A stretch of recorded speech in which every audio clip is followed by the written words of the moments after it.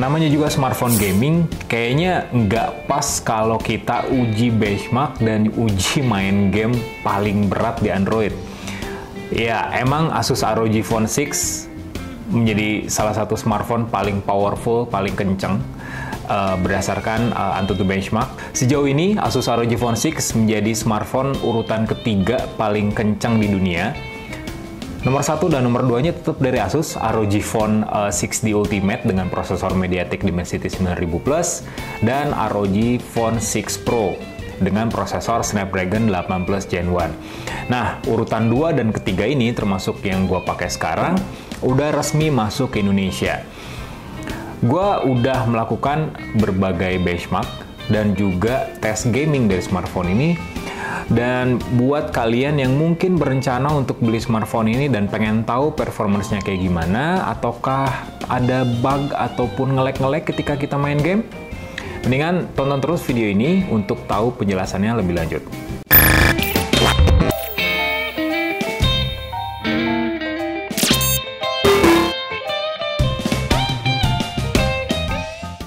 Asus ROG Phone 6 itu jadi smartphone ketiga di Indonesia yang resmi dengan prosesor Snapdragon 8 Plus Gen 1. Nah, sedikit mengenal soal chipset baru dari Qualcomm ini. Jadi Snapdragon 8 Plus Gen 1 itu dibangun dengan arsitektur 4 nanometer dari TSMC. Kalau Snapdragon 8 Gen 1 itu dibikin pakai fabrikasi 4 nanometer Samsung. Cuman 4 nanometer Samsung ini tuh banyak masalahnya ternyata. Salah satu yang paling parah adalah overheat yang bikin performance-nya langsung turun drastis. Nah, Snapdragon 8 Plus Gen 1 perancangan dari Qualcomm akhirnya pakai arsitektur teknologi dari TSMC yang diklaim lebih efisien dayanya, powerful juga, dan nggak mudah overheat. Meskipun tetap ada ya sedikit panas lah, wajar karena prosesor flagship yang banyak proses di dalamnya. Nah, unit yang gua tes sekarang ini versi yang rendah sebenarnya, cuman ya tetap harganya mahal, 10,9 jutaan. RAM-nya 8GB, jenisnya LPDDR5, terus storage-nya 256GB dengan jenis UFS 3.1, dan OS-nya sendiri udah ROG UI dengan basis Android 12. Seperti yang di video sebelumnya di First Impression, ROG UI di smartphone ini tuh kayak Android stock, jadi ringan pakai banget. Nggak ada bloatware, cuman ada aplikasi Armoury Crate aja buatan Asus yang berguna buat nge-tweak ataupun buat ngoprek performance dari smartphone ini khususnya buat main game. Untuk pengujian benchmark sendiri, gue pakai 3 aplikasi. Yang pertama AnTuTu Benchmark versi 9, terus PC Mark, dan juga 3D Mark. Nah, di 3D Mark sendiri, gue pakai 4 pengujian lagi nih. Ada with Live Extreme, terus with Live Stress Test, dan with Live Extreme Stress Test. Nah, selama pengujian juga, gue mengaktifkan fitur X Mode. Sebenarnya fitur X Mode ini tuh aktif secara otomatis sih, karena ketika gua pakai aplikasi benchmark ataupun main game, Armoury Crate bakal mendeteksi aplikasi tersebut dan langsung mengaktifkan ke X Mode. Jadi nggak gua atur-atur lagi, meskipun ada fitur di Armoury Crate buat seperti apa ya, kayak overclock gitulah. Kayak bener-bener memaksimalkan potensi dari Snapdragon 8 Plus Gen 1. Cuman dalam pengujian ini gua pakai mode standarnya X Mode yang udah disediain oleh Armoury Crate. Untuk AnTuTu Benchmark, Asus ROG Phone 6 yang gue pakai sekarang skornya 1,1 juta poin. Tepatnya 1,18 juta poin. Itu jadi nilai yang paling nilai yang paling tinggi yang pernah gue review, yang pernah gue dapetin selama gue review gitu sampai sekarang. Skornya sendiri beda dikit dengan Asus ROG Phone 6 yang diuji langsung oleh AnTuTu Benchmark secara internal. Skornya 1,19 jutaan. Jadi ya secara nggak langsung smartphone ini bertengger di urutan keempat di bawah Asus ROG Phone 6 juga di daftar jajaran smartphone Android terkencang saat ini versi AnTuTu. Lanjut dengan pengujian lainnya di PC Mark. Jadi PC Mark ini menjalankan berbagai simulasi, mulai dari yang tugas ringan sampai tugas yang paling berat seperti editing video, editing foto, sampai data manipulation. Semuanya dijalankan dengan sangat lancar. Cuman ada sedikit anomali di sini. Skornya emang tinggi banget, 17 ribuan poin, cuman ada anomali berdasarkan grafik yang ditampilin sama PC Mark. Anomali di sini maksudnya, performance yang dihasilkan oleh Asus ROG Phone 6 tuh nggak selalu stabil di 100%. Ternyata naik turun dan malah nggak stabil selama pengujian. Meskipun nggak stabil, tetap hasilnya tuh kenceng banget. Dan setiap pengujian yang benar-benar tugas membutuhkan performance yang berat, performance yang tinggi, kinerja yang top lah ya langsung grafiknya naik di 100%, which is prime core yang digunakan ketika pengujian itu berlangsung. Cuman ketika tesnya dilakukan dengan skenario yang ringan, ya performance-nya tuh bakal diturunkan sampai 60%, sampai 70%. Ya, itu berarti sistem ROG UI dan Snapdragon 8 Plus Gen 1 performance-nya bikin smartphone ini tuh nggak terlalu ngegas di setiap skenario penggunaan, tapi juga secara pintar memilah mana nih yang harus pakai prime core, mana nih yang harus benar-benar dimaksimalin performance-nya, dan itu juga berpengaruh pada daya tahan baterainya. Nah, langsung nih pengujian berlangsung secara simultan, langsung gue hajar lagi pakai 3D Mark. 4 pengujian sekaligus. Keempatnya itu menghasilkan skor yang memuaskan sebenarnya. Malah untuk with live biasa tuh skornya max out alias maksimal, nggak ada nilainya, maksimal nilainya. Tapi karena pengujian yang dilakukan simultan itu berdampak pada suhu yang meningkat drastis. Based on aplikasi suhu di AnTuTu Benchmark sih ya, secara software itu suhu dari smartphone ini tembus ke 49 derajat, dan gue pegang HP ini ketika menjalankan banyak benchmark sekaligus secara simultan tanpa henti, ya emang nggak nyaman banget sih pakai HP ini, kayak HP setrikaan jadinya. Untungnya ada casing yang gue pasangin di sini, jadi nggak terlalu berasa juga panasnya, dan casingnya emang mantep sih untuk menghilangkan sedikit lah rasa panas untuk ya yang berdampak langsung pada tangan. Cuman kalau casingnya dilepas itu panasnya nggak enak banget, asli nggak enak banget. Jadi gue saranin sih ya kalau nggak pakai casing ya beli lagi ROG Active Cooler ya, yang dijual terpisah oleh Asus untuk mendinginkan suhu smartphone ini. Nah, ngomongin lagi ke 3D Mark, selain skornya max out di with live, terus juga untuk with live stress test, with live extreme stress test, stabilitasnya ternyata tinggi, di atas 90% rata-rata, dan itu untuk pengujian kartografis berarti ya itu hasil yang lumayan bagus, bukan lumayan lagi sih, bagus banget malah. Sehingga itu membuktikan kalau Asus ROG Phone 6 nggak bakal mengalami penurunan performa yang signifikan meskipun suhu dari smartphone ini sendiri udah mulai panas.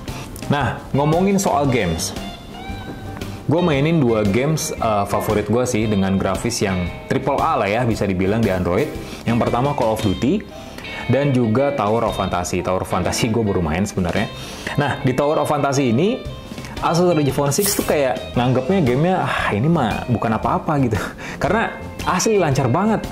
Dan kita bisa dapat opsi untuk 90 fps di sini, dan stabil di situ. Refresh rate dari smartphone ini juga di atas 60 Hz. Jadi benar-benar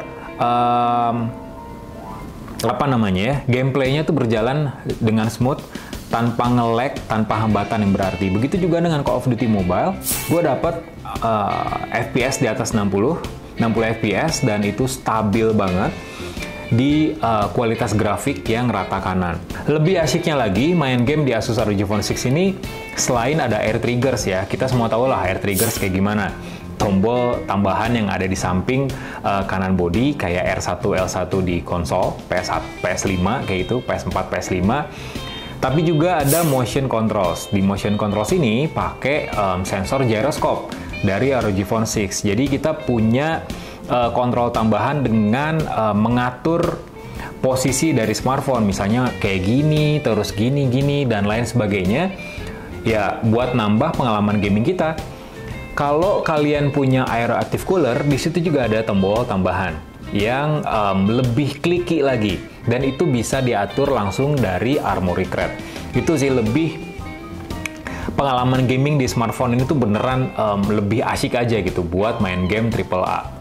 Tapi yang aneh, game AAA Android yang beratnya minta ampun lancar banget di Asus ROG Phone 6. Cuman ada game yang ringan yang biasa gue mainin, kayak Stumble Guys misalnya, itu kayak malah mainin game berat, main game super berat di smartphone kentang yang harganya sejutaan. Nge-lag banget. Masa mentok FPS cuman 5-10 FPS saja. Bayangin, game seringan Stumble Guys, Asus ROG Phone 6 kayak nggak sanggup buat ngejalaninnya gitu. Dan anomali ini sempet gue alamin juga di Poco F4 GT yang pakai Snapdragon 8 Gen 1. Ya, hal yang sama gue alamin.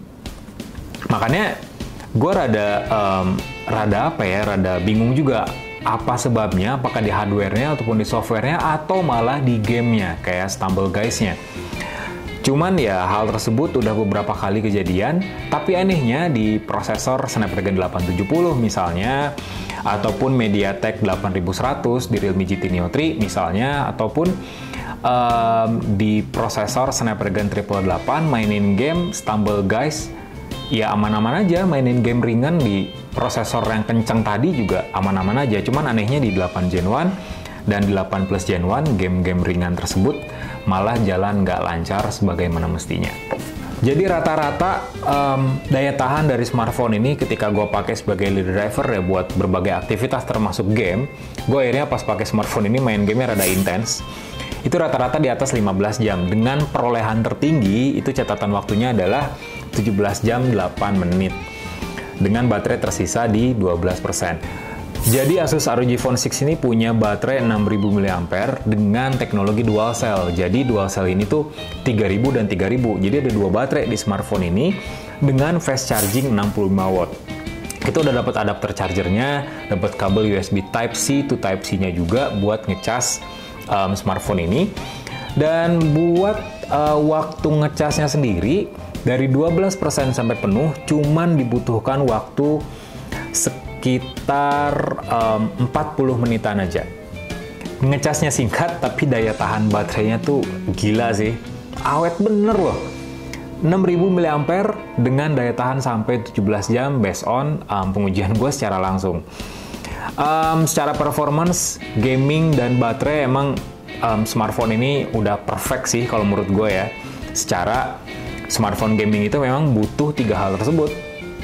Mulai dari performance yang stabil, overheat oke, memang berasa panas banget, bahkan tembus sampai 49 derajat, tapi Asus memberikan aksesoris tambahan Aeroactive Cooler tadi yang bisa dibeli secara terpisah. Kalau misalnya kalian gamer hardcore, bukan gamer casual kayak gue, bisa membeli aksesoris tersebut buat mengatasi panasnya Asus ROG Phone 6. Terus juga baterainya yang awet, kan nggak mungkin ya kalau baru main 3 jam baterai udah ngedrop lagi, main bentar ngedrop lagi, kan kayak nggak seru aja gitu. Dan beli HP juga nggak mungkin cuman buat main game aja. Sebagai daily driver, ya punya HP juga bisa buat chatting, medsos, buat foto-foto, sekedar foto-foto, ya buat hal-hal lain di luar gaming. Makanya perlu banget baterai dengan kapasitas yang besar. Sama kemampuan gamingnya yang emang ya udah nggak usah ditanya lah ya, Asus ROG Phone mah udah pasti kemampuan gamingnya kelas atas lah. Apalagi ada aplikasi yang namanya Armoury Crate yang bener-bener ngebebasin kita buat ngatur performance dari smartphone ini. Berikut juga dengan informasi-informasi secara real time kondisi dari smartphone, dari suhu, frekuensi frame rate per second-nya, terus juga kapasitas memori, RAM, dan lain sebagainya. Pokoknya lengkap banget Asus ROG Phone 6 ini secara fitur gamingnya. Ditambah dengan layar yang menurut gue sih lumayan oke ya untuk sebuah smartphone gaming, meskipun gue masih kecewa di resolusinya sih. Jadi smartphone ini punya layar jenisnya AMOLED, ukurannya 6,78 inci dengan dukungan refresh rate sampai 165 Hz. Tapi cuman sayangnya resolusinya terbatas di Full HD Plus aja. Gue sih berharapnya ya untuk Asus ROG Phone 6, Asus ROG Phone generasi berikutnya tuh resolusinya nggak mentok di Full HD Plus lagi. Bahkan bisa 2K sekalian ataupun 4K lah, nggak tanggung-tanggung gitu. Karena game Android zaman sekarang tuh makin kesini punya grafis yang udah kayak setara konsol maupun PC gitu ya, beberapa di antaranya. Kalau resolusinya masih terbatas 1080p doang, gitu kayak kentang aja gitu. Nggak bisa dimaksimalin lah potensi dari smartphone itu sendiri. Jadi ya, gue berharapnya sih generasi berikutnya bakal punya resolusi yang jauh lebih tinggi. Gitu aja review singkat tentang benchmark performa dari Asus ROG Phone 6, review soal gamingnya juga, dan yang terpenting ya soal baterainya dari smartphone ini. Secara keseluruhan gue puas dengan performance dari Asus ROG Phone 6 ya, secara dia pakai Snapdragon paling kencang saat ini dan juga jadi salah satu smartphone paling kencang di bumi gitu ya berdasarkan Antutu benchmark. Selalu sehat buat kalian dimanapun kalian berada. Selalu semangat juga untuk menjalani berbagai aktivitasnya. Jangan lupa buat subscribe channel Yuzon ID, Yuzon Tech juga. Kasih like, komen juga, share. Jangan lupa. Gue Faisal. Bye.